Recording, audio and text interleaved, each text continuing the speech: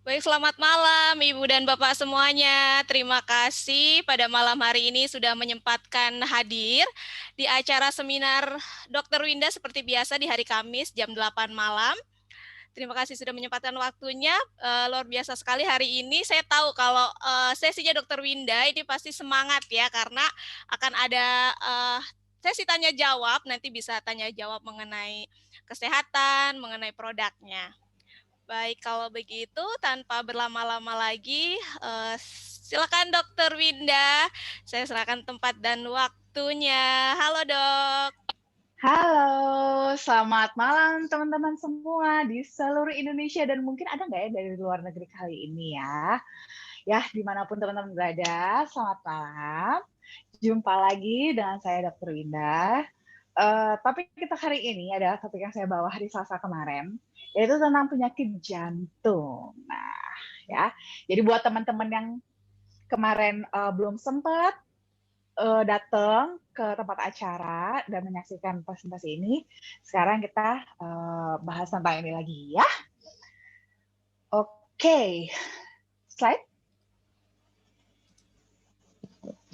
Nah, saya tuh yakin banget, pasti teman-teman semua sebenarnya di sini udah tahu soal penyakit jantung ya, familiar dengan penyakit jantung. Pasti teman-teman di sini mengenal setidaknya satu orang saja yang menderita penyakit jantung. Karena saking tingginya ya angka penyakit jantung di Indonesia, jadi sepertinya semua orang tuh pasti tahu lah ya tentang penyakit jantung. Cuma sebenarnya penyakit jantung koroner ini apa sih? Jadi yang dikatakan penyakit jantung koroner itu adalah terjadinya penyumbatan atau penyempitan pada pembuluh darah koroner yang di jantung akibat terjadi kerusakan pada lapisan dinding pembuluh darahnya yang nantinya akan diikuti dengan penebalan dan juga kekakuan pembuluh darah tersebut. Nah, jadi teman-teman udah tahu ya fungsi jantung kita itu untuk apa sih? Jantung kita itu kan berfungsi untuk memompa darah ke seluruh tubuh. Tapi yang dia pompa itu nggak cuma sekedar ke seluruh tubuh aja. Ada sebagian kecil darah yang juga dipompa ke jantungnya sendiri. Supaya si jantung kita ini kan sebenarnya otot ya, dan dia itu tetap membutuhkan asupan gitu ya, untuk tetap membutuhkan asupan supaya dia bisa bekerja, yaitu tadi memompa darah ke seluruh tubuh. Nah, jadi sebagian dari darah yang dipompa ke seluruh tubuh itu ada juga yang masuk kembali ke dalam si jantungnya tersebut untuk memberi nutrisi di jantung itu tersendiri. Nah, kejadiannya di sini adalah pada pembuluh darahnya yang di jantung tersebut itu. Pembuluh darah di situ itu dia mengalami penyumbatan, penyempitan, yang dimana itu terjadinya dalam jangka waktu yang panjang, diawali dengan terjadinya kerusakan dulu pada lapisan dinding pembuluh darahnya, habis itu lama-lama jadi menebal dan semakin kaku. Akhirnya jadi semakin menyempit. Itulah yang akhirnya nanti berakhir dengan kondisi penyakit jantung koroner. Slide. Nah, ini statistik angka kematiannya di dunia, itu dia merupakan juara satu. Ya, penyakit jantung iskemik ini atau penyempitan pada pembuluh darah jantung itu merupakan peringkat pertama yang menyebabkan kematian di dunia. Itu pada tahun 2015. Itu angka itu sekitar 120 per 100.000 populasi di dunia.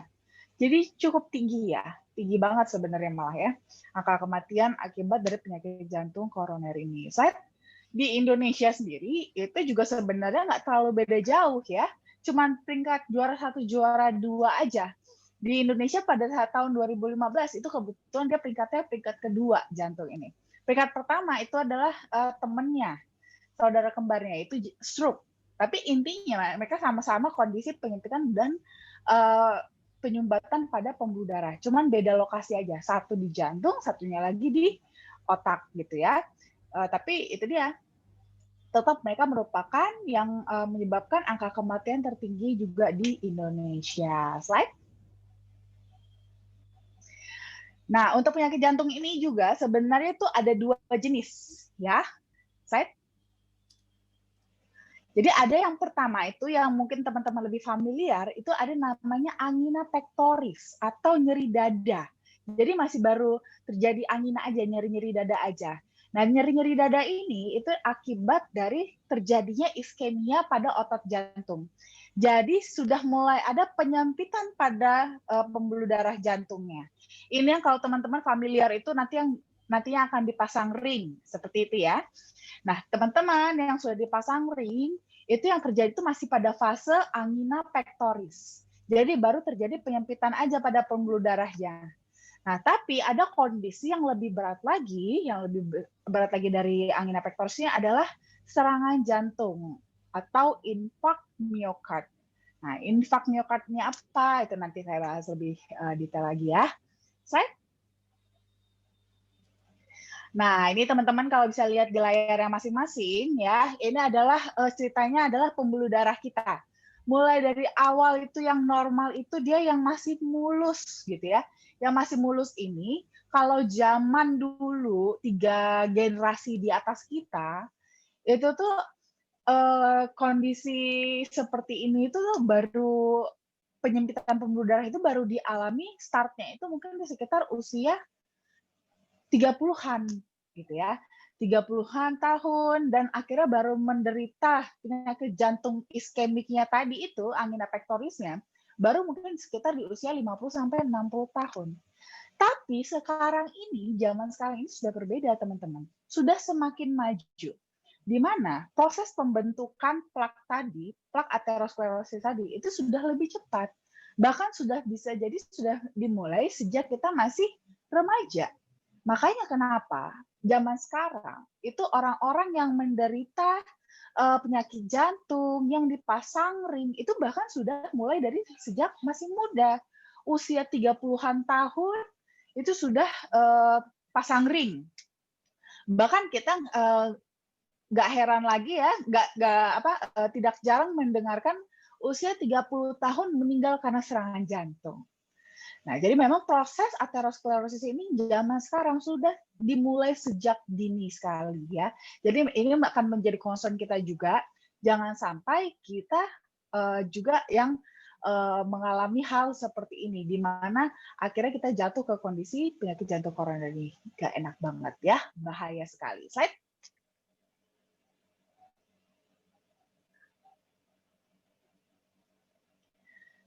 Nah, ini faktor resiko yang bisa menyebabkan nanti arahnya kepada penyakit jantung koroner.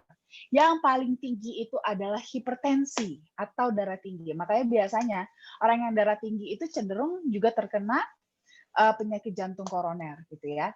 Memang secara hasil studi Framingham-nya juga, itu risikonya kalau untuk mereka yang tekanan darahnya itu tinggi lebih dari 160/95, itu memiliki resiko terhadap penyakit jantung koroner 5 kali lebih besar dibandingkan yang mereka yang tekanan darahnya normal. Bahkan kalau seandainya nih dia sudah ada hipertensi, ditambah lagi dengan DM ya diabetes, itu resikonya ditambah lagi jadi 2 kali lipatnya lagi. Jadi 10 kali lebih besar dibandingkan mereka yang tekanan darahnya normal dan tanpa diabetes. Nah, itu jadi makanya teman-teman yang sudah ada hipertensinya harus hati-hati ya, karena Anda memiliki resiko yang tinggi untuk terkena penyakit jantung koroner. Lalu selain itu juga hiperkolesterolemia atau kolesterol tinggi dalam darah. Nah, ini juga memiliki resiko penyakit jantung koroner karena sebenarnya kolesterol itulah yang nantinya akan menjadi bibit pembentuk atau penyebab dari terjadinya penyempitan pada pembuluh darah atau plak tadi. Jadi mungkin teman-teman familiar ya dengan yang namanya LDL atau kolesterol jahat gitu ya. Nah, LDL atau kolesterol jahat itu dia sifatnya adalah aterogenik atau membentuk plak aterosklerosis. Nah, jadi LDL itu di dalam darah kita yang membuat jadi berbahaya, dia itu cenderung untuk menempel pada dinding pembuluh darah, di mana itu lama-lama akan menyebabkan penyempitan pada dinding pembuluh darah kita. Tapi untungnya kita punya namanya HDL atau kolesterol baik. Nah, kolesterol baik ini atau HDL inilah yang sifatnya protektif terhadap pembuluh darah kita. Jadi si HDL inilah nanti yang akan berperan untuk mengikat LDL di dalam darah supaya si LDL-nya ini tidak menempelnya itu ke dinding pembuluh darah dan membuat penyempitan. Nah, makanya kita memang penting banget ya, makanya dikatakan si HDL ini kolesterol baik karena dia kerjanya adalah seperti polisi gitu ya, jaga-jagain supaya LDL-nya nggak kabur-kabur, nempel-nempel, nemplok-nemplok ke dinding pembuluh darah kita. Slide. Nah, selain itu juga merokok. Nah, merokok juga sebenarnya merupakan salah satu faktor resiko untuk yang nantinya bisa menyebabkan penyakit jantung koroner juga. Nah, tapi dia sebenarnya sih tidak secara langsung ya merokok itu ya. Jadi merokok itu kenapa dia bisa malah arahnya ke sana? Karena rokok itu kandungan pada rokok ya seperti tar, nikotin itu dia akan merusak HDL di dalam pembuluh darah kita. Padahal tadi kita sudah bahas kalau HDL itu justru sifatnya adalah melindungi. Namanya pelindung kita dirusak, otomatis yang jagain pembuluh darah kita jadi nggak ada. Sehingga LDL di dalam pembuluh darah kita jadi bisa lebih berpotensi untuk nempel di pembuluh darah dan membentuk plak. Makanya jadi hati-hati juga nih buat teman-teman yang merokok ya. Nah, dijaga HDL-nya. Lalu juga diabetes mellitus juga sama ya, tadi sebelumnya sempat ada saya sounding juga. Kalau diabetes mellitus ini juga meningkatkan resiko 50% lebih tinggi dibandingkan mereka yang tidak diabetes. Dan juga pada wanita yang dengan diabetes itu juga resiko lebih besar dibandingkan pria dengan diabetes. Jadi terutama yang wanita hati-hati juga ya, apalagi kalau udah punya diabetes itu lebih punya resiko yang lebih besar untuk terkena penyakit jantung koroner karena memang diperberat dengan faktor hormonalnya juga. Slide.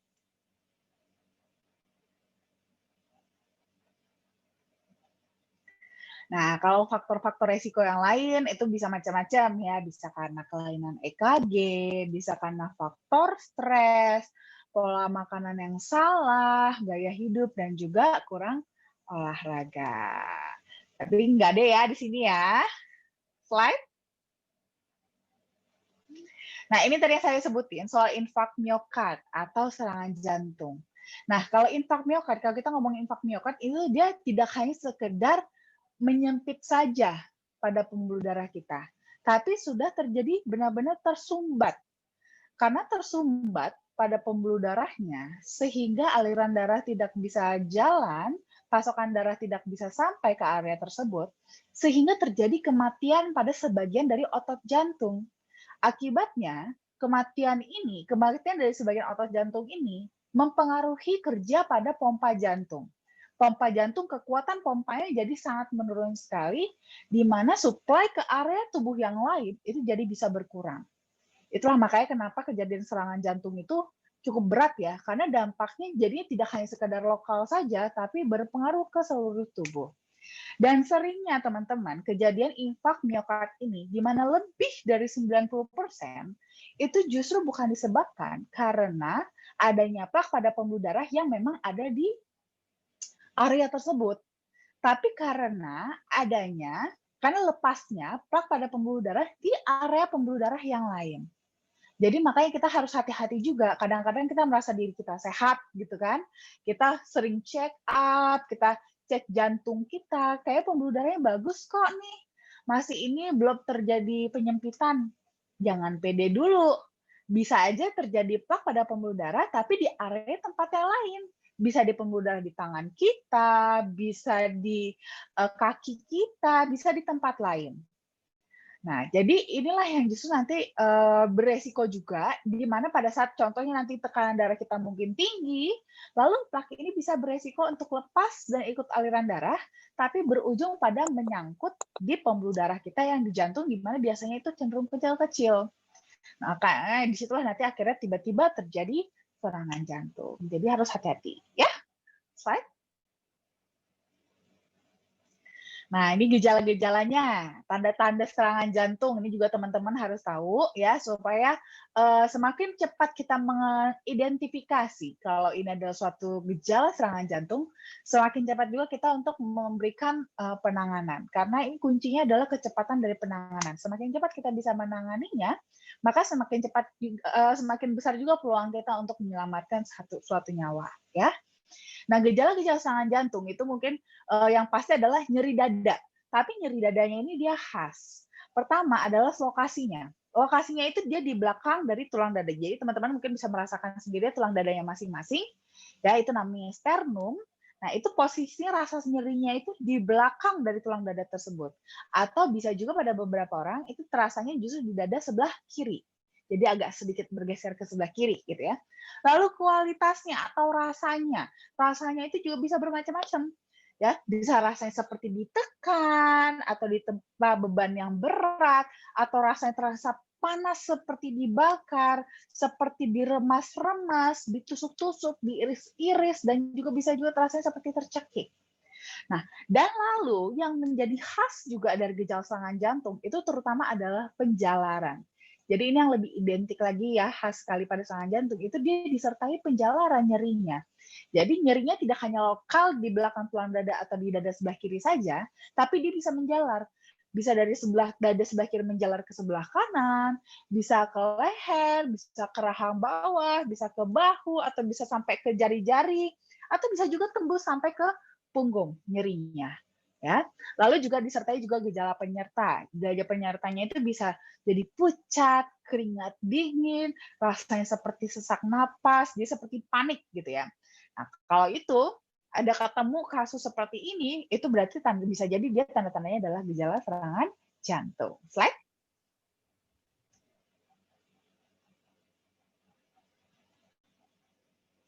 Nah, ini kurang lebih ya ilustrasi gambarannya. Tadi area-area penjalaran yang saya bilang tadi, itu bisa dia menjalarnya ke leher, ya ke bahu, ke lengan, sampai ke jari-jari, bisa juga ke rahang, ya, atau bisa agak turun dia malah ke ulu hati, atau juga bisa tembus ke punggung ya di sela-sela kedua belikan. Slide. Nah, ini juga kalau teman-teman ketemu nih kasus, contohnya mungkin kejadiannya pas banget nih lagi makan gitu kan, lagi makan atau lagi di mana kek gitu ceritanya ya, lagi di luar, kita tiba-tiba ada kejadian nih, orang tiba-tiba, aduh nyeri dadanya sakit, dia sampai sesak napas. Nah itu kalau bisa kita langsung tanya, gimana rasa sakit nyeri dadanya, seperti apa gitu kan? Ada menjalar nggak? Ada sakit sampai ke bahu nggak? Atau ke leher, atau ke punggung? Nah gitu kita tanya. Kalau kita lihat keluhannya arahnya seperti ini, kayaknya nih khas banget nih serangan jantung. Kalau kita udah yakin, langsung kita tidurkan pasien itu di lantai atau di alas yang keras. Jadi bukan di sofa, bukan di tempat tidur, ya. Jadi harus di alas yang keras. Paling gampang itu ya di lantai gitu ya.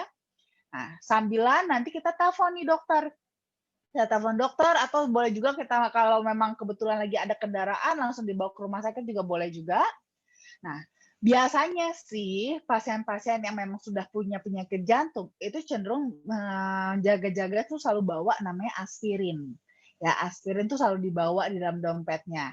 Tapi kan faktanya banyak juga kejadian orang-orang yang bahkan dia nggak tahu punya masalah jantung, jadi tidak standby aspirin. Nah, ini juga harus antisipasi ya. Gimana kalau nggak ada aspirin? Nanti ya.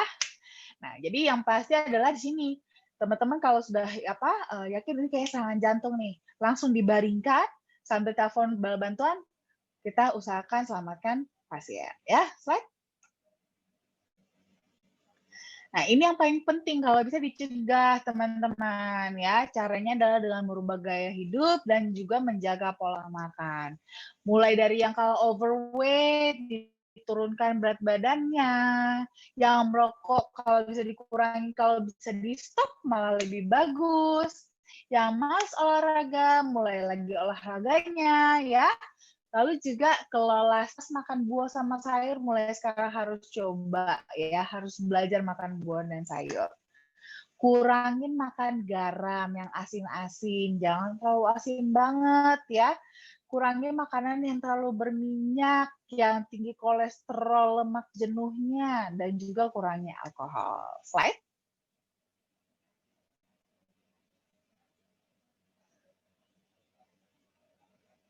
Nah, ini dia kita perkenalkan flavanol yang diambil dari ekstrak biji kakao. Kalau kita konsumsi flavanol ini, itu kita cukup untuk maintenance ya, itu cukup 5 gram aja sehari untuk mencukupi kebutuhan tubuh akan flavanol. Slide.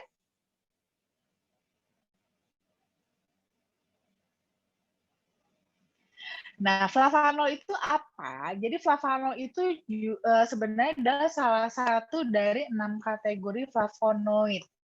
Yang ternyata kandungan flavanol yang tinggi pada kokoa itu terbukti secara klinis itu bermanfaat sangat baik untuk fungsi kardiovaskular kita. Jadi kalau kita konsumsi flavanol, itu kita akan mendapatkan short term effect-nya, di mana dalam 2 jam pertama setelah kita mengkonsumsi, itu akan terjadi dilatasi pada pembuluh darah kita. Jadi pembuluh darah kita tuh jadi lebih lebar. Punya masalah pada tadi penyempitan pembuluh darah. Bahkan kalau kita konsumsi untuk jangka panjang, itu juga kita bisa mendapatkan efek long term-nya, ya. Di mana di dalam flavanol ini merupakan salah satu antioksidan juga, antioksidan yang kuat, di mana itu sangat bagus sekali untuk menjaga pembuluh darah kita. Dari tadi, kemungkinan terbentuknya plak-plak pembuluh darah. Cuman teman-teman, untuk mendapatkan kandungan flavanol yang tinggi ini itu nggak gampang, ya. Jadi harus menggunakan metode ekstraksi yang tepat juga supaya kadar flavanol yang didapatkan itu tetap tinggi dan tidak rusak. Nah, inilah yang kita patenkan nih, ya. Jadi sudah ada patennya untuk metode ekstraksi flavanol tersebut. Di mana biasanya ini kalau kita bandingkan dengan metode ekstraksi pada coklat-coklat yang kita temukan di pasaran, itu kadar flavanolnya itu sudah sangat rendah, ya. Untuk yang pure-nya saja itu sudah menurun sampai hanya tinggal sekitar 30-an% saja. Nah, proses yang kita gunakan di sini, proses ekstraksi yang kita gunakan, itu dapat mempertahankan hingga 80% flavanol kakao secara alami. Jadi tinggi banget gitu. Jadi dengan cukup konsumsi yang lebih sedikit, kita bisa mendapatkan kadar flavanol yang cukup tinggi dan bisa memberi manfaat yang baik untuk tubuh kita. Tanpa perlu efek-efek samping yang lain, ya. Nah, lalu studi klinisnya juga kita sudah ada beberapa studi klinis yang kita patenkan, yang di sini yang saya bahas yang lebih berhubungan saja ya dengan materi kita hari ini, yaitu salah satunya adalah kita sudah ada paten untuk ekstraksi kokoa ini di mana dia bisa bermanfaat untuk menurunkan berat badan dengan cara meregulasi ekspresi gen dalam memetabolisme lemak. Jadi gen kita, sel-sel di tubuh kita di mana itu dia mengandung gen, itu cenderung untuk memetabolisme lemak. Sehingga bukan menyimpan ya. Jadi cenderung untuk dimetabolisme dan dibentuk menjadi energi. Jadi bagus juga buat diet gitu ya. Cuman tetap aja ya teman-teman, tidak akan berhasil kalau seandainya udah dibakar nih lemaknya, tapi asupannya sama juga, tetap banyak ya. Jadi ya nggak habis-habis juga lemaknya ya. Right? Nah, ini juga kita juga ada studi klinis flavanol juga ya, di mana itu pada suatu penelitian, itu subjek yang diberikan 300 ml kokoa yang mengandung kadar polifenol yang sangat tinggi, ternyata selama periode 6 jam setelah mengkonsumsi kokoa tersebut, itu ditemukan penurunan adesi molekul pada permukaan trombositnya, sehingga ini membuat si trombosit tersebut itu cenderung tidak melekat dengan molekul lain di dalam darah, sehingga tidak menyebabkan penggumpalan darah atau darah kental. Inilah yang respon yang sama yang kita dapat kalau kita mengkonsumsi obat pengencer darah seperti aspirin, yaitu yang tadi kita berikan pada teman-teman yang tiba-tiba mengalami serangan jantung. Jadi kalau teman-teman nih nanti ketemu kasus serangan jantung juga tapi nggak punya aspirin, flavanol bisa menjadi salah satu solusi juga kita untuk membantu mengatasi dan mengulur waktu sampai nanti akhirnya pasien tersebut ditangani oleh tenaga medis, gitu ya. Jadi jangan lupa bawa kemana-mana flavanolnya. Dan ini juga kita sudah ada scientific opinion-nya juga dari EFSA atau European Food Safety Authority, di mana kita bisa mengklaim manfaat produk kalau cocoa flavanol ini itu memang bisa membantu memelihara elastisitas pembuluh darah, di mana dengan terjaganya elastisitas pembuluh darah, ini juga akan berkontribusi dalam mendapatkan aliran darah yang normal. Jadi kalau kita punya pembuluh darah yang bagus, aliran darah kita juga aman gitu ya. Dan ini bisa kita dapatkan dengan mengkonsumsi cocoa flavanol. Dan kita konsumsinya itu cukup 5 gram aja sehari, itu bisa mencukupi kebutuhan tubuh akan flavanol. Tapi dengan catatan, ini untuk yang maintenance. Tapi gimana kalau sama teman-teman yang mungkin sudah punya masalah nih, sudah ada hipertensinya, sudah punya faktor risiko yang tadi ya, hipertensi, hiperkolesterol, diabetes, terus merokok juga gitu ya. Itu gimana? Nah, itu boleh mengkonsumsinya 2 sampai 3 kali 5 gram sehari. Gitu ya. Baik, terima kasih. Baik, Dokter Winda, terima kasih untuk penjelasannya pada malam hari ini mengenai penyakit jantung ya. Wah, luar biasa nih, saya senang sekali jika sesi seminar di Zoom oleh Dokter Winda ini banyak sekali pesertanya ya. Sepertinya banyak sekali yang meluangkan waktunya untuk ikut di seminar Dokter Winda. Nah, saya berikan kesempatan untuk Bapak Ibu semuanya bisa jika ada pertanyaan bisa melalui kolom chat ataupun bisa juga dinyalakan mikrofonnya untuk bertanya langsung ke Dokter Winda. Silakan Bapak Ibu ada yang ingin ditanyakan. Mbak Sinta ini ada yang direct message ke aku Oh nih, boleh aku dong, bacain ya. boleh silakan. Dari mungkin Bapak Dewa Tirta kali ya. Oh iya Bapak Dewa Oke. Tirta. Selamat malam, Dokter Winda. Izin bertanya, apakah flavanol bisa untuk wanita yang belum dikaruniai anak agar bisa memiliki anak? Terima kasih. Nah, ini juga mungkin begini ya. Jadi flavanol itu sih dia bukan untuk kesuburan. Jadi itu tidak menjadi target utama dari flavanol. Cuman mungkin bisa jadi flavanol itu bisa memberikan efek jauh ke arah sana juga. Dalam artian begini, dengan sirkulasi darah yang lebih baik, itu distribusi nutrisi juga akan lebih baik. Di mana nanti itu juga akan melit kepada regulasi tubuh ya, regulasi kinerja tubuh, metabolisme tubuh yang lebih baik juga. Nah, hormonal bisa jadi lebih bagus ya, metabolisme lebih baik, di mana nanti itulah hal-hal itu yang akan berperan dalam hal kesuburan. Jadi, kalau flavanol sih dia tidak bekerja langsung dalam membuat kita menjadi subur. Tapi flavanol bisa membantu menyokong sistem tubuh kita yang lain supaya bisa bekerja secara optimal, di mana nantinya juga melit kepada salah satunya kepada tadi kesuburan. Tapi tidak langsung ya, gitu. Baik Dokter Winda, terima kasih untuk jawabannya. Baik, silakan Bapak Ibu jika ada yang ingin ditanyakan. Biasanya harus dipancing dulu nih. Nanti ada yang satu yang nanya pasti banyak sekali yang tanya. Wah, ini ada satu ya. Wah, terbukti ya langsung banyak yang tanya nih, Dok. Saya akan bacakan satu-satu ya, Dok. Ini dari Bapak mungkin ya, Bapak Gagan Hartana. Hipertiroid kok sering dikaitkan dengan penyakit jantung. Bagaimana pencerahannya, Dokter Winda? Nah, kalau hipertiroid itu memang sering sih ya dikaitkan dengan penyakit jantung karena salah satu efek samping atau gejala dari hipertiroid adalah jantung berdebar-debar. Tapi jantung berdebar-debar pada kasus hipertiroid ini bukan karena masalah pada pembuluh darahnya ya. Jadi lebih ke hormonalnya, sifat hormonalnya itu yang menyebabkan si jantungnya ini jadi berdebar-debar. Jadi kadang-kadang memang jadi bisa dikaitkan gitu antara hipertiroid dengan penyakit jantung. Makanya memang bagi teman-teman yang mengalami hipertiroid juga baiknya sih di treatment ya. Karena supaya untuk menjaga supaya si jantung kita ini juga jangan lama-lama bisa menjadi suatu komplikasi dari hipertiroid itu sendiri. Seperti itu. Oke, terima kasih dok jawabannya. Dan pertanyaan selanjutnya dari Ibu Puji, Sri Aryani.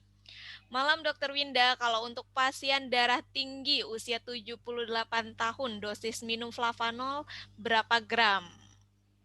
Nah, kalau untuk sudah ada hipertensi, boleh mengkonsumsinya 2-3 kali sehari, masing-masing 5 gram.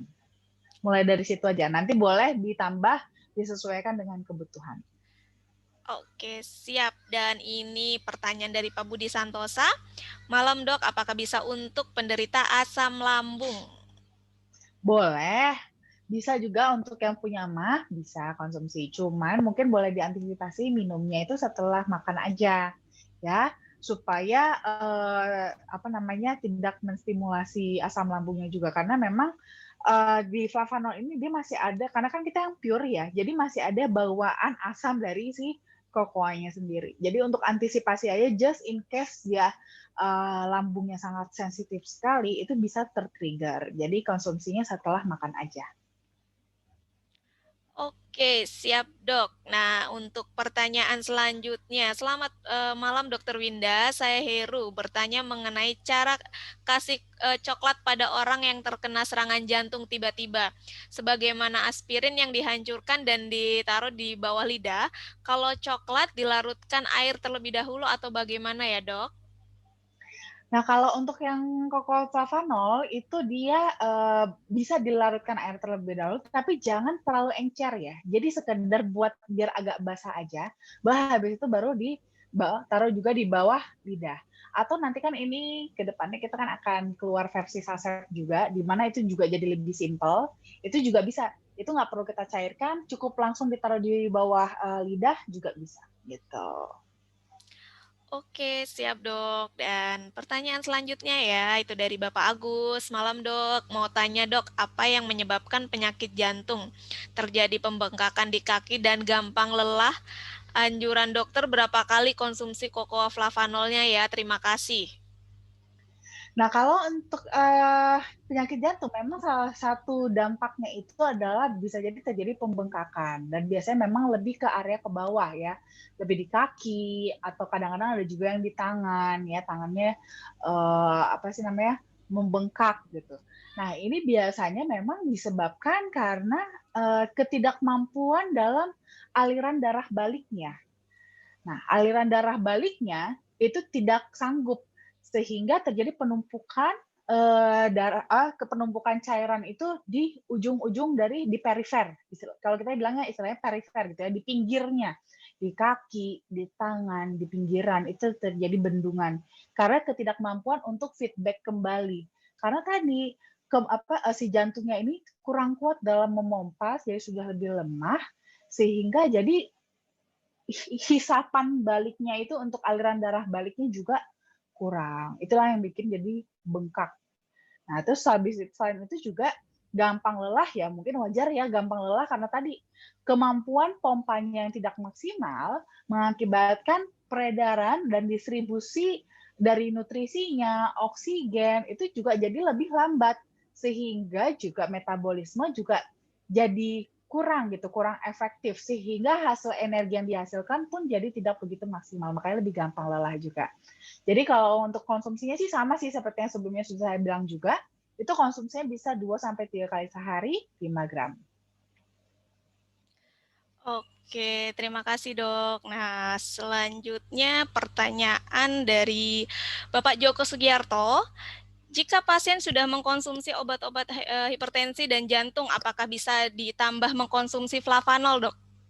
Bisa banget, justru bagus banget untuk dikombinasikan. Tapi bukan dikombinasikan minum bareng-bareng ya. Dalam artian lebih bukan yang nggak boleh juga sih minum bareng-bareng, boleh aja. Cuman kalau dikonsumsi berbarengan, kita jadi tidak bisa mengevaluasi secara jelas gitu, yang memberi reaksi yang mana. Jadi lebih baik memang cara minumnya dipisahkan dengan obat-obat hipertensi dan obat-obat jantungnya. Nah, minumnya kapan? Paling ideal sih sebenarnya untuk mengkonsumsinya itu adalah sekitar 2 jam sebelum konsumsi obat-obatan. Jadi flavanol nanti dia akan berperan untuk memaksimalkan distribusi dan kerja dari si obat-obatannya gitu. Oke, terima kasih dok. Nah, selanjutnya ada pertanyaan dari Pak Ote.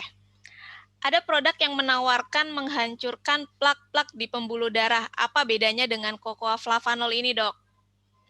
Nah, beda, jelas berbeda. Karena pada cocoa flavanol itu dia tidak menghancurkan plak.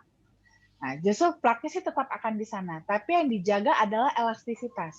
Sebenarnya plak pun ada pun plak di situ, asalkan tetap elastis pembuluh darahnya sih tidak masalah. Sama halnya seperti kita pemasangan ring. Kalau kita pasang ring, itu plaknya juga tetap ada di sana kok. Plaknya nggak jadi hilang, cuman jalannya aja dibukain, walaupun tetap ada plak. Jadi plaknya akan mengarah keluar. Sama Pak, jadi kerjanya sama seperti si flavanol ini justru. Plaknya tetap ada, tapi plaknya itu dia dorongnya keluar supaya jalan yang di tengahnya itu bisa tetap lega. berbeda bekerja dengan penghancuran plak-plak yang di pembuluh darah. Tapi untuk yang penghancuran plak-plak di pembuluh darah ini juga kita harus hati-hati juga ya. Antisipasi juga ya tadi masalahnya. Ingat kan kalau kita pada kasus infak miokard, faktanya lebih dari 90% itu kejadiannya justru karena adanya plak yang lepas. Nah, plak yang lepas lalu menempel pada lalu menyumbat di pembuluh darah yang lebih kecil. Jadi harus tetap diantisipasi untuk penggunaan produk yang kerjanya adalah menghancurkan plak-plak ya. Oke, terima kasih dok. Pertanyaan selanjutnya ini dari Bapak Joko. Izin bertanya Dokter Winda, yang pertama bagaimana hubungan antara LDL direct dengan trigliserin? Dan yang kedua, seberapa efektif flavanol dengan trigliserida tinggi? Nah, kalau untuk ini sih cuman sebenarnya lebih ke berbeda bentuk aja sih ya antara trigliserid dengan LDL. Tapi intinya sebenarnya keduanya adalah sama-sama kolesterol. Kalau LDL itu kan memang dari lemak ya, memang dari lemak. Sedangkan kalau trigliserid itu justru dia yang kolesterol yang terbentuk dari gula. Gitu. Jadi cuman itu aja sih perbedaannya sebenarnya. Cuman memang dia keduanya sama-sama masuk kategori kolesterol jahat ya. Jadi tetap harus kedua-duanya kita maintain. Nah, kalau flavanol sebenarnya sama juga dia kasusnya baik pada LDL maupun trigliserida. Jadi dia kerjanya itu lebih ke menjaga supaya si LDL dan trigliserida ini tetap dalam bentuk droplet. Jadi tetap dalam bentuk molekul kecil, di mana kalau dia molekulnya kecil, dia lebih bisa meminimalisir terjadinya kekentalan darah gitu, sehingga aliran darah bisa tetap lancar karena dia tetap molekulnya kecil-kecil seperti itu. Oke, terima kasih dok. Dan pertanyaan selanjutnya ya, ini dari Bapak Budi Santosa. Dok, sebelum minum flavanol 2 minggu lalu naik tangga 2 lantai terasa ngap. Setelah minum sudah nggak terasa ngap. Apakah sudah ada masalah dengan kesehatan saya atau jantungnya? Makasih. Bisa jadi ya. Tapi jadi gini, jadi memang yang perlu kita pahami teman-teman, kita semua di sini memang sudah punya plak pada pembuluh darah kita, ya. Jadi sebenarnya cepat atau lambat kita akan ke arah sana juga. Jadi yang perlu kita lakukan sekarang adalah untuk menjaga plak-plak yang sudah terbentuk ini jangan semakin bertambah lagi gitu. Jangan semakin bertambah, jangan semakin sempit dan dijaga tetap elastis untuk mencegah terjadinya masalah tadi yaitu salah satunya penyakit jantung koroner atau kalau terjadi di otak adalah stroke. Nah, jadi kalau umpamanya apakah sudah ada masalah? Pasti sudah ada masalah memang, cuman keberatan masalahnya itu bisa relatif. Tapi kalau melihat nih, setelah Bapak minum 2 minggu, ternyata sekarang sudah mulai nggak ngap lagi, rasanya naik tangga, berarti kan sudah efektif gitu. Berarti konsumsi flavanolnya ini yang dengan dosis Bapak konsumsi sekarang cukup efektif untuk menangani hal tersebut, mengcover masalah pada penyempitan pembuluh darah Bapak yang di jantung tadi. Gitu. Oke dok, terima kasih. Dan pertanyaan selanjutnya dari Ibu atau Bapak, Ibu mungkin ya, Ibu Ace. Flavanol kandungannya berisi apa saja Dokter Winda? Asam amino atau antioksidan atau vitamin plus mineral? Nah, sebenarnya pada flavanol kita ini dia tuh pure. Jadi memang hampir semua bawaan dari si kokoanya itu ada di dalam kandungan di flavanol ini, baik asam amino, antioksidan, vitamin, mineral itu semuanya ada sebenarnya. Cuman memang yang kita sorot terutama di sini adalah di si flavanolnya. Makanya kita lebih membahas di sisi flavanol. Tapi bukan berarti kandungan gizi yang lain nggak ada ya. Ada memang bawaannya karena kan dia masih yang pure gitu. Oke, siap dok. Nah ini pertanyaan dari Ibu Sulistiati. Dokter Winda itu coklatnya manis atau ada rasanya mungkin ya, manis atau pahit atau Oh, nah kalau itu sih sebenarnya kita punya dua rasa. Ada rasa original sama ada yang rasa manis. Nah, kalau yang rasa original rasanya tuh pahit. Pahit ya, tapi mungkin bagi teman-teman yang suka kopi pahit, terbiasa dengan kopi pahit sih, itu oke banget ya. Pahitnya masih acceptable. Even saya yang tidak begitu suka kopi hitam, kopi pahit aja, masih bisa gitu. Masih bisa konsumsi yang originalnya. Cuman bagi teman-teman yang benar-benar nggak suka, bisa konsumsi yang manisnya juga. Dan yang manisnya ini kita masih tetap yang aman ya, karena kita pakai pemanisnya itu pakai stevia sama oligofruktos. Jadi tetap low calorie juga gitu. Jadi tetap aman bahkan buat teman-teman yang mengalami diabetes. Baik, Dok. Terima kasih. Untuk pertanyaan selanjutnya dari Bapak Sugito. Maaf dok, saya penderita jantung koroner. Sudah dipasang ring 3 tahun 2005, tapi sampai saat ini saya tetap makan obat. Apa ada solusi untuk tidak makan obat lagi? Nah, ini salah satu contoh yang bagus ya, Pak Sugito ya. Jadi memang kalau sudah kena, Pak, ya sudah kena, sudah pasang ring, berarti Bapak itu punya plak juga di tempat lain. Itulah makanya kenapa Bapak jadi minum obat seumur hidup. Sebenarnya tujuannya bukan untuk memaintain yang sudah dipasang ring, tapi untuk menjaga plak-plak yang lain di tempat lain itu supaya jangan jadi timbul masalah baru. Makanya kenapa dijaga dengan terus mengkonsumsi obat. Cuman memang kita semua tahu obat-obatan namanya juga kimia ya. Dalam jangka panjang itu akan memberikan efek samping juga. Yang paling dekat efek sampingnya terutama adalah ginjal atau hepar. Nah, jadi memang kita perlu antisipasi di sana. Nah, mungkin kalau untuk solusi supaya tidak makan obat lagi, di sini untuk kasus Pak Sugito agak lebih sulit. Kenapa? Karena Bapak sudah konsumsi obat itu udah cukup lama, sudah 15 tahun. Tidak boleh dilepas begitu saja, Pak. Karena tubuh Bapak sudah bergantung pada obat-obatan tersebut selama 15 tahun lebih. Nah, jadi mungkin di sini Bapak boleh konsumsi flavanol, nanti bertahap dipantau.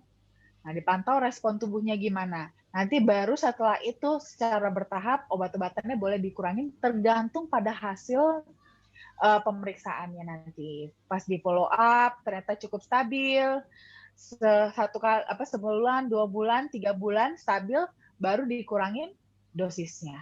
Jadi jangan langsung di stop ya, nggak boleh langsung di stop, dikurangin bertahap aja seperti itu. Dan nanti kalau untuk Pak Sugito sih yang saya kalau boleh saran untuk konsumsinya mulai dari 3 kali 5 gram aja dulu ya, 3 kali 5 gram flavanolnya. Nanti kalau oke boleh ditambahkan jadi 3 kali 10 gram gitu. Nanti baru Oke, setelah itu kan Pak Sugito pasti check up terus kan nih kan ke dokter kan sebulan sekali atau mungkin ada yang tergantungnya beda-beda yang sebulan sekali, ada yang 3 bulan sekali. Nanti Bapak akan evaluasi lihat aja nanti respon dokter gimana dengan hasil Bapak yang saat ini gitu. Kalau sudah lebih baik, nanti bisa secara bertahap di tapering off obat-obatannya. oke dok, terima kasih. Dan untuk pertanyaan selanjutnya dari Bapak Edward, kalau sering pegal-pegal badan dan tidak capek kerja tapi suka ngantuk, dicek tidak diabetes, terus suka konsumsi zinc, apakah ada hubungan problem jantung? Terus bagaimana dengan produk kita ini? Bisakah saya konsumsi? Nah, ini termasuk salah satu tanda cara teman-teman mengecek apakah sudah ada plak nggak sih dalam pembuluh darah kita. Nah, jadi untuk kan teman-teman tahu ya, pembuluh darah kita kan sangat panjang sekali. Dan kita nggak bisa ngecek seluruh pembuluh darah kita. Yang kita bisa cek pembuluh darah cuma di otak sama jantung aja. Tapi sisa pembuluh darah yang lain itu nggak bisa kita cek. Salah satu cara mudah untuk mengecek apakah kita sudah mulai ada penyempitan pembuluh darah adalah dengan ciri-ciri termasuk salah satunya adalah pegal-pegal. Jadi kalau teman-teman pernah ngerasain pegal-pegal, terus kalau kram, ya kesemutan, nah itu ngantuk-ngantuk. Nah itu sebenarnya termasuk salah satu dari beberapa cara, dari beberapa gejala, dari tanda-tanda kalau ada penyempitan pada pembuluh darah. Jadi yang mengakibatkan sirkulasi darah yang tidak lancar. Jadi kalau ngerasain itu pegel-pegel, terus tadi kesemutan, terus ngantuk. Nah, ini berarti sudah ada nih plak pada pembuluh darahnya, cuman nggak tahu di mana. Minimal di area tersebut, area pegel-pegelnya, ya, area yang kesemutan tersebut. Biasanya di situ sudah ada penyempitan pada pembuluh darah. Nah, justru teman-teman inilah yang justru perlu banget untuk konsumsi flavanol. Nah, kalau seperti ini, itu bisa mengkonsumsinya 2-3 kali sehari, 5 gram. Gitu. Oke, baik dok. Mungkin saya beri kesempatan untuk yang ingin bertanya secara langsung dengan Dokter Winda, silakan. Saya Bu. Oh baik, Pak Dokter Asri, silakan Ya. Pak. Ya, selamat malam. Selamat malam. Dokter Winda. Malam dok. Presentasinya sangat menarik dokter. Saya ke penyakit jantung koroner. Jadi apa yang dikatakan oleh Dokter Winda tadi bahwa pemicu PJK itu adalah diantaranya hipertensi, DM, kolesterol yang tinggi, dan juga usia dan obesitas. Jadi saya mau fokus ke hipertensi dan DM-nya. Ini pemicu nih sebelum sampai ke penyakit jantung koronernya, pemicu inilah yang kita perlu atasi. Kita fokuskan kepada nanti masyarakat yang kita presentasikan. Jadi pertama hipertensi ini. Hipertensi tadi fungsinya adalah menyebarkan pembuluh darah. Artinya seorang hipertensi akan menjadi diturunkan tekanannya menjadi normal. Nah, pertanyaan saya, bagaimana kalau orang sudah sampai normal? Ya, dosis coklat ini apa kita turun seperti dokter bilang tadi atau memang tetap kita konsumsi? Misalnya dengan obat-obat kedokteran kan kita 10 normal jadi 5 misalnya. Apa flavanol ini kita turunin juga dosisnya, memang tetap aja gitu. Itu satu. Dan kedua, gula, DM. Diabetes itu kan bagaimana cara kerja flavanol ini kepada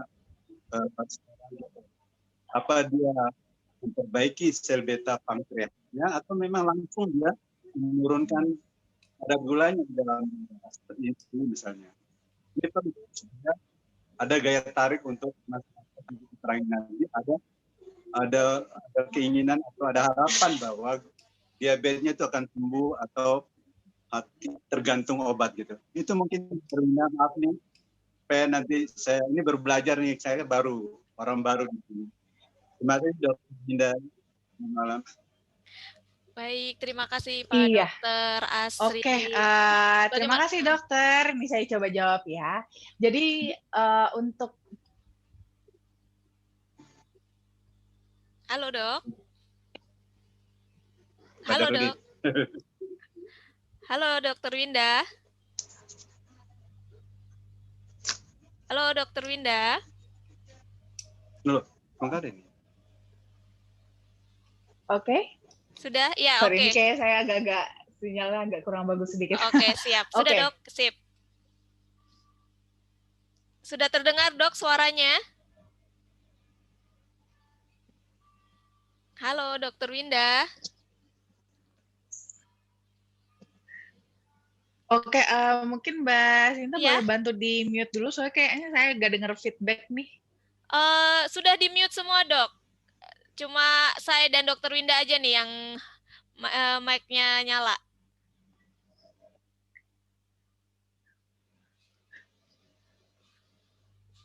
Halo. Halo dok. Oke, aku coba jawab ya. Ini sebenarnya agak-agak, kayak sinyalnya agak, ini aku agak terganggu. Oke, aku coba dulu ya. Jadi gini, kalau untuk flavanol, kalau seandainya dia kan memang kan memberikan efek tadi dia mengeluarkan nitric oxide, di mana nitric oxide ini akan melit kepada dilatasi pembuluh darah, sehingga nanti dampaknya adalah tekanan darahnya jadi bisa menurun. Tapi kalau sudah menurun, apakah kita perlu konsumsi terus dengan dosis yang sama kah? Jadi sebenarnya gini dok, untuk konsumsinya sih saya sih dengan yang sama, karena kerja dari flavanolnya ini kan dia tidak hanya di situ saja. Jadi kita bisa memanfaatkan untuk yang lainnya, bisa untuk manfaat antioksidannya, bisa untuk manfaat apa sih namanya pengenceran darahnya, untuk penurunan agregasi trombositnya juga. Jadi kita bisa memanfaatkan nggak hanya sekedar dari nitric oxide-nya aja. Jadi kalaupun mungkin untuk tekanan darahnya sudah normal, itu tetap dengan dosis yang sama karena walaupun dia sudah normal, kita konsumsi flavanol tidak semakin turun. Jadi agak berbeda memang dengan kita konsumsi. Kalau obat hipertensi, kalau umpamanya dia sudah normal, terus kita berikan terus obat hipertensi, itu jadi malah bisa resikonya malah bisa hipotensi. Berbeda dengan cocoflavanol. Karena kan cocoflavanol ini tetap makanya dia masuk ke dalam kategorinya itu non obat ya. Karena dia memang efeknya itu tidak lebih ke menormalkan. Jadi kalau sudah normal, sebenarnya sih kalaupun dia konsumsi tidak jadi semakin turun. Jadi tidak masalah kalau saya dosisnya tetap kita pertahankan. Karena kita masih bisa mendapatkan untuk manfaat-manfaat yang lain, terutama yaitu antioksidan tadi. Nah, lalu kalau untuk kasusnya pada diabetes, di sini dia memang bukan menjadi utamanya dia memperbaiki sel beta pankreasnya. Jadi lebih kepada dia itu karena tadi dia memperbaiki karena sifat antioksidannya tadi dia itu kan melindungi sel-sel pada dinding pembuluh darahnya, pada endoteliumnya, di mana itu akan mempengaruhi pada sensitivitas insulinnya. Jadi arahnya lebih ke sana kalau pada kasus diabetes ya. Jadi dia meningkatkan sensitivitas terhadap insulin, di mana nanti akan melit juga pada transfer si gula. Jadi lebih ke situ. Jadi kalau untuk kita konsumsi cocoflavanol pada kasus diabetes itu belum tentu langsung turun kadar gulanya. Kadang bahkan beberapa yang saya dapat itu kasusnya dia pertama agak naik dulu kadar gulanya, tapi habis itu baru dia bertahap menurun gitu. Jadi dia bukan pada si sel pankreasnya, itu tidak di sana. Dia lebih ke untuk meningkatkan sensitivitas insulin di sel pembuluh darahnya aja. Seperti itu kalau untuk kasus diabetes. Baik, Dokter Winda, terima kasih atas jawabannya. Semoga Pak Oke, Dok. terima kasih Dokter Winda. Ya, terima kasih Pak Sama Dokter Dokter Asri. Asri. Baik, lanjut pertanyaan di chat ya Dok ya. Baik, ini dari Ibu Yunming. Saya minum flavanol di malam hari. Akibatnya saat tidur jantung saya berdebar kencang sehingga saya bangun. Apa karena efek flavanol, Dok? Halo, Dokter Winda. Oh, mungkin ada koneksinya ya. Halo, Dok. Halo. Ya, halo. Sudah terdengar, Dok? Halo? Sudah terdengar, Dok? Sudah terdengar suaranya? Halo? Halo, Dokter Winda. Mungkin sambil menunggu Dokter Winda menjawab pertanyaan atau ini saya mungkin akan sharing. Ini nanti untuk acara di Bekasi di hari Sabtu, tanggal 19 Desember. Ya, ini gimana Mbak ada Sinta?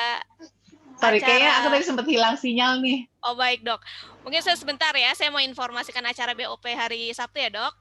Ini ada acara BOP di Bekasi, tepatnya di Rumah Makan Wulansari. Nanti Bapak Ibu semua bisa datang langsung ke sana dengan pembelian tiketnya 20.000. Untuk konfirmasi kehadirannya bisa langsung ke saya, ke Lucinta, atau bisa dengan yang upline Bapak Ibu semua. Seperti itu ya. Nanti bisa bertemu di sana juga untuk membicarakan dengan bisnisnya, juga bisa tanya tentang produk juga. Baik, Dok. Mungkin saya ulang ya, Dok ya, tadi pertanyaan melalui chatnya ya. Ini dari Ibu Yunming. Saya minum flavanol di malam hari, akibatnya saat tidur jantung saya berdebar kencang sehingga saya bangun. Apakah itu karena efek flavanol?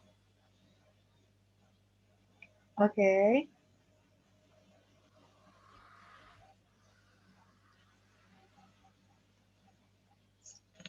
Ya, bagaimana dok?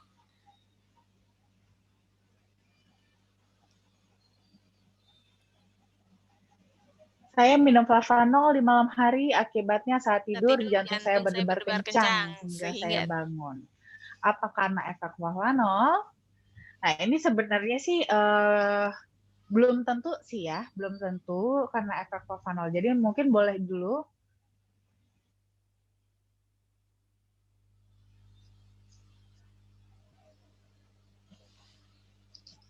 Iya dok, halo. Halo. Halo, sudah terdengar dok? Sudah terdengar dok? Ya, sudah terdengar bagus dok. Sudah terdengar bagus. Suara dokter terdengar jelas dok. Terdengar jelas. Itu suaranya Sudah Mbak bagus. Sinta. Iya, ini aku yang dengarnya kedut-kedut justru. Aku dengar suara Mbak Sinta kedut-kedut. Saya juga dengar suara Mbak Sinta kedut-kedut. Suara dokter jelas kok. Oke. Mbak Sinta, ya. Suaranya kurang jelas, Mbak Sinta. Halo. Dokter Winda langsung aja. Ya, langsung aja dok, dijawab. Mungkin ya. Saya bisa bantu moderasi ya, karena suara Mbak Sinta kurang begitu jelas. Iya. Ya, tadi sampai mana ya pertanyaannya ya? Maaf Ibu ya, Yunming. Ibu Yunming. Ibu Yunming ya? Pak Yunming, Pak Yunming. Oh, mohon maaf, Pak Yunming. Bapak Yunming. Pak Yunming. Oke, Pak Yunming. Pak Yunming ya, sekarang dari Ibu Bapak atau Ibu Liang Art.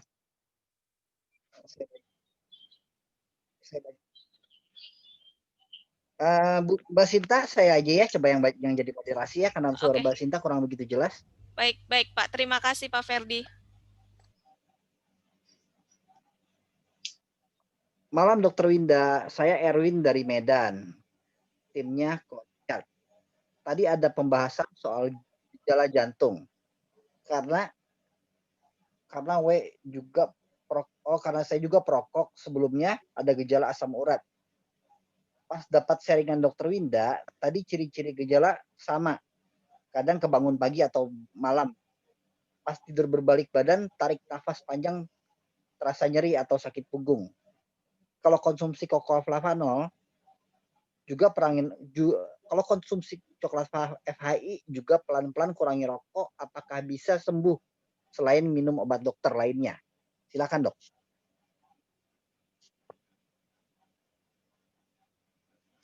Nah, iya, kalau untuk jelas bisa lebih baik. Kalau soal sembuh itu akan tergantung lagi kepada tingkat keparahannya, Pak, ya. Jadi akan disesuaikan. Tapi bisa lebih baik karena kan kita lebih jadi Bapak kombinasi dengan obat-obatan, terus ditambah juga dengan flavanol dan kondisi-kondisi yang tadi memperberat itu juga Bapak kurangi, itu bisa semakin memperbaiki nanti performance dari tubuh Bapak. Tapi kalau untuk sampai sembuh total itu akan tergantung dari tingkat keparahannya. Jelaskan Bapak sampai ke kondisi tersebut ini itu tidak dalam waktu yang singkat, tapi tabungan selama bertahun-tahun.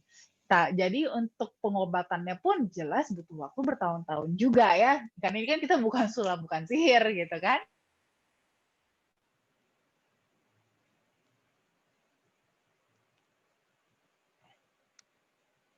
Iya. Iya. Halo, selamat malam. Ya, halo. Boleh saya masuk? Ini ada satu pertanyaan, Bu. Boleh, Pak. Ya, saya Muhammad Yunus dari Padang, Bu Dokter. Tadi saya barusan prospek.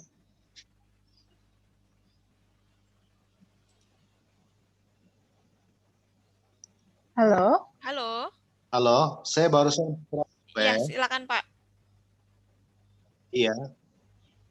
Iya, saya barusan prospek tadi dapat calon pasiennya itu punya masalah dengan prostat.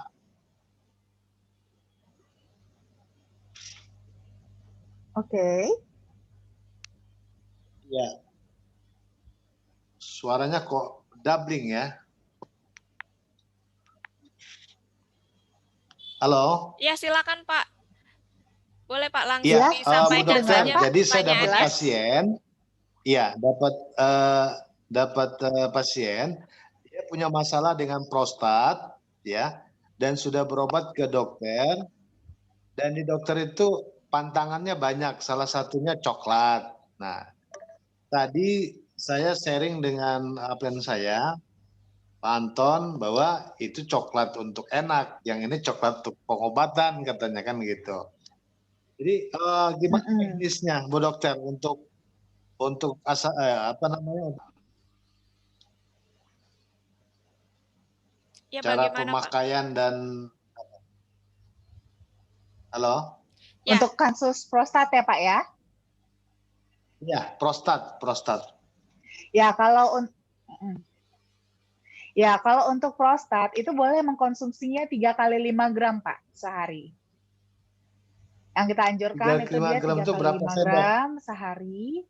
Itu untuk kasus 5 gram itu kurang lebih sekitar 1 sendok teh. Sehari sekali? 3 kali sehari. Oh, 3 kali sehari, 3 sendok? 3 kali sehari 3 sendok teh ya, 1 sendok teh. Sekitar 5 gram. 1 Biasanya sendok teh. Jadi 3 kali sehari, Pak. Ya. Biasanya apa reaksi pertama yang dirasakan, Bu Dokter? Nah, untuk reaksi bisa macam-macam, Pak. Biasanya memang reaksi yang dirasakan itu cenderung yang berhubungan dengan detoksifikasi. Nah, itu bisa macam-macam reaksi detoksifikasi ini. Ada yang rasanya sembelit, ada yang malah diare, ada juga yang kalau yang wanita biasanya ada yang rasanya jerawat, ya, ada yang jadi keluar jerawatnya. Terus juga bisa jadi tenggorokan kering. Jadi bisa bermacam-macam. Tergantung racun di dalam tubuhnya itu dikeluarkannya lewat jalur mana. Nah, kalau seperti itu sebenarnya tidak perlu khawatir. Namanya juga kita kan lagi bersih-bersih ya. Bersih-bersih itu kadang-kadang memang nggak enak rasanya kan. Tapi kan ya memang harus dibersihkan. Masa kita mau pelihara badan kita tetap kotor? Kan seperti itu. Nah, jadi kalau seperti itu tetap diteruskan aja konsumsi flavanolnya. Nanti kalau kurang nyaman, itu diperbanyak minum air putih aja. Iya.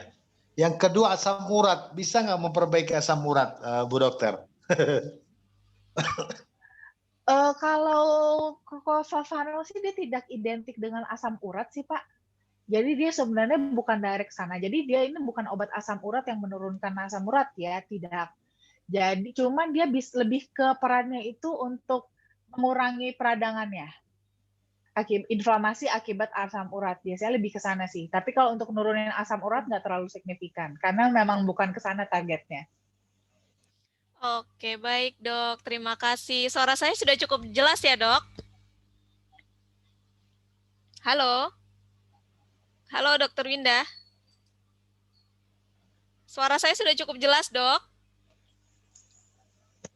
Oke. Oh, sepertinya belum jelas. Baik, Pak Ferdi. Terima kasih, Dok. Saya baik. Iya, mungkin sinyal saya masih kurang bagus nih, Pak Ferdi. Mohon dibantu. Saya teruskan pertanyaannya ya, Dok ya. Oke. Ya, Bu Sita, biar saya aja Bu Sita. Ya, ini satu pertanyaan, ada 2 pertanyaan terakhir nih ya, Dok ya. Ya, ini ada 2 pertanyaan terakhir, Dok. Malam, Dok. Nah, Pak Hendri mungkin ya, Flavanol apakah hanya untuk penderita penyakit jantung koroner? Bagaimana dengan penderita asam lambung dan penderita penyakit ginjal, Dok? Terima kasih. Oke, kalau Flavanol bisa juga untuk yang kasus penyakit ginjal, terutama ya kalau penyakit ginjal masih nyambung ya karena apalagi untuk yang menderita gagal ginjal terutama. Jadi Flavanol itu bisa membantu dengan efek Flavanol yang tadi dia membuat dilatasi pembuluh darah, tekanan darah itu jadi bisa lebih normal. Sehingga dengan tekanan darah yang lebih normal, itu juga bisa mengurangi beban ke ginjalnya. Jadi tidak terlalu berat. Jadi untuk pasien-pasien yang menderita gagal ginjal itu lebih terbantu kalau konsumsi flavanol. Karena biasanya kan kalau udah sakit ginjal itu diiringi juga dengan ini yang tinggi ya, tekanan darah yang tinggi, di mana itu pun semakin memperberat lagi kerja ginjalnya. Dengan konsumsi flavanol itu bisa membantu untuk mengkontrol, juga membantu untuk menurunkan tekanan darah sehingga beban ginjalnya tidak lebih berat dan kondisi ginjalnya tidak semakin rusak. Tapi kalau untuk asam lambung, tetap flavanol ini bukan untuk obat asam lambung ya, jadi dia tidak menjadi target utama. Jadi dia lebih manfaatnya pada yang lain. Jadi ibaratnya flavanol manfaatnya nanti lebih ke mensupport nutrisi kita yang nanti untuk perannya untuk lebih ke si asam lambung ini supaya bisa bekerja dengan lebih baik gitu. Jadi lebih ke supporting aja, bukan menjadi treatment utama. Seperti itu.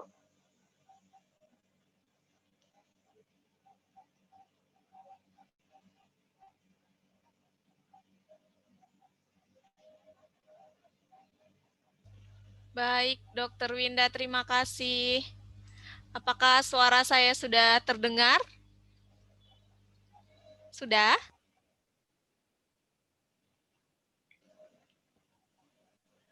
Masih kedut-kedut, Mbak Sinta. Masih kedut-kedut. Ini sih sinyalnya merah ya.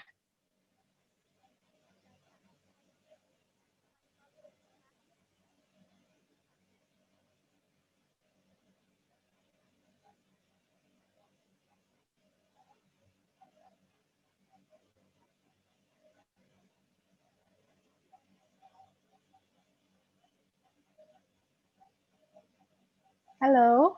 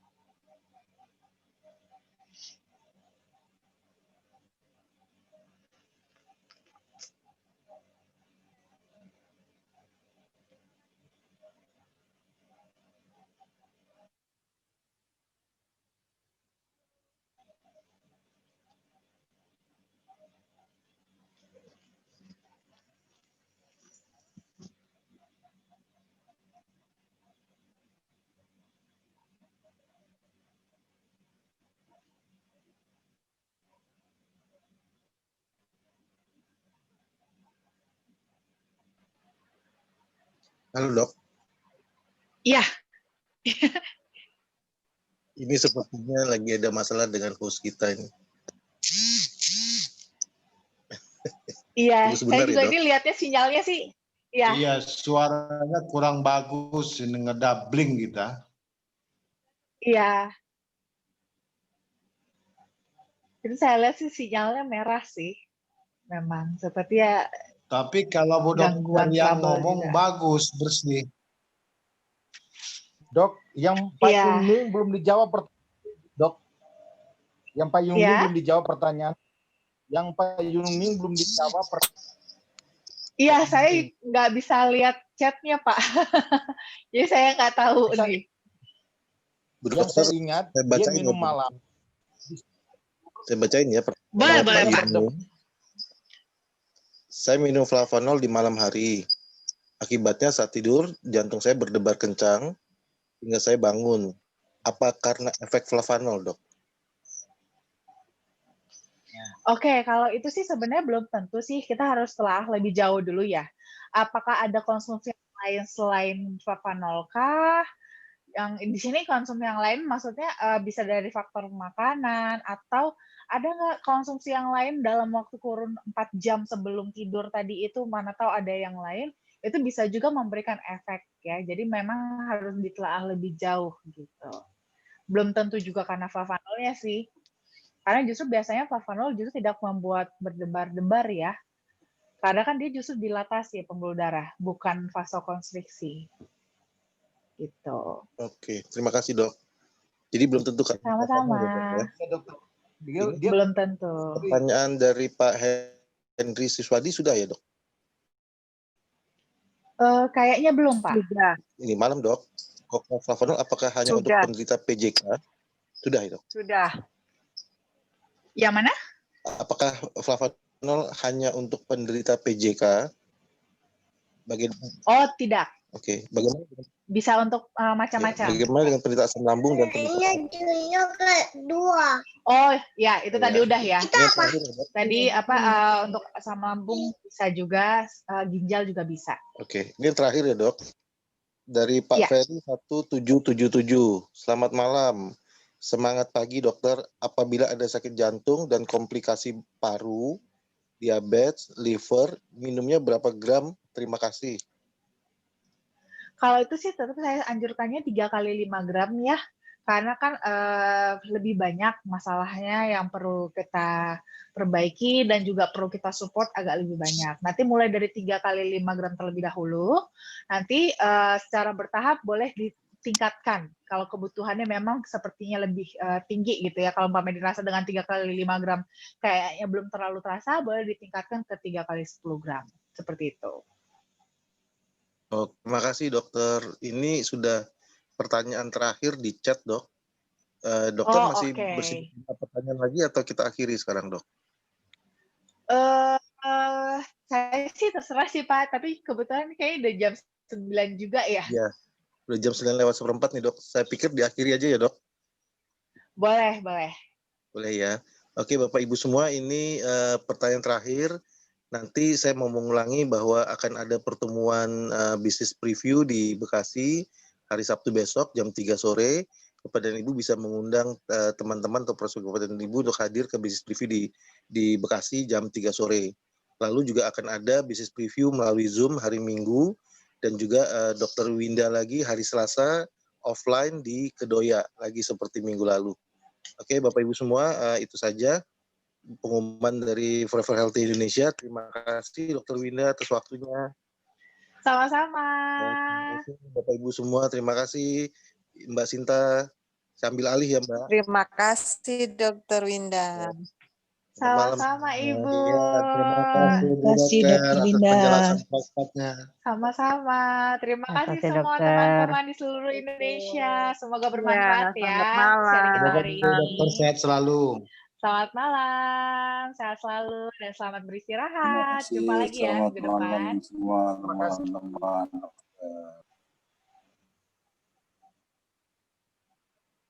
Pantun.